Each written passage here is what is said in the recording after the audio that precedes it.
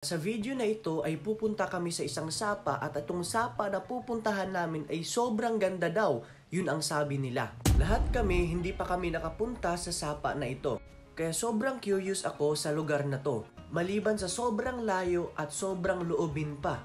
Kaya ang ginawa namin, nagpasama kami ng tour guide para hindi kami maligaw sa aming pupuntahan. At yung mga kasama namin naglinis na ng paa kasi hindi pa kami umabot, puno na ng putik ang aming mga paa. Kaya kayo, kung gusto nyong pumunta dito ay kailangan mag-ingat talaga kayo. Kasi sobrang maputik yung daan, lalo na pag umuulan.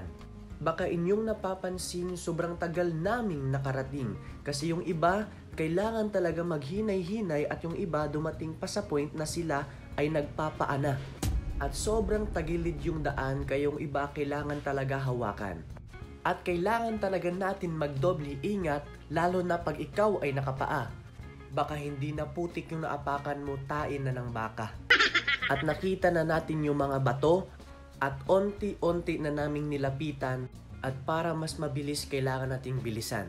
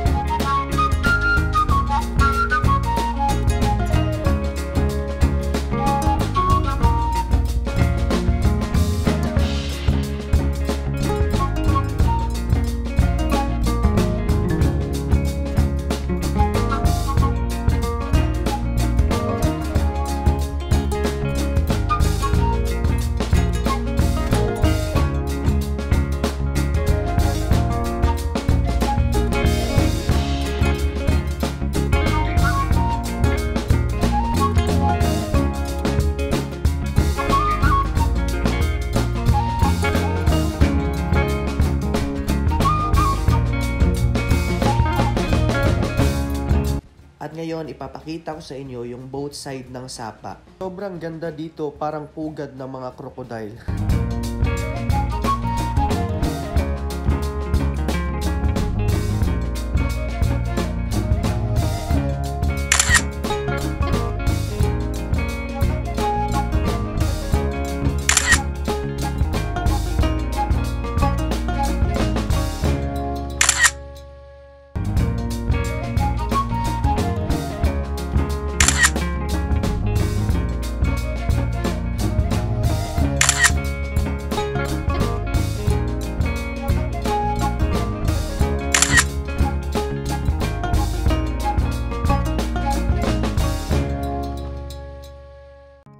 At ang pagpunta namin dito ay hindi namin ine-expect. Wala ito sa plano namin, pero napadpad kami dito.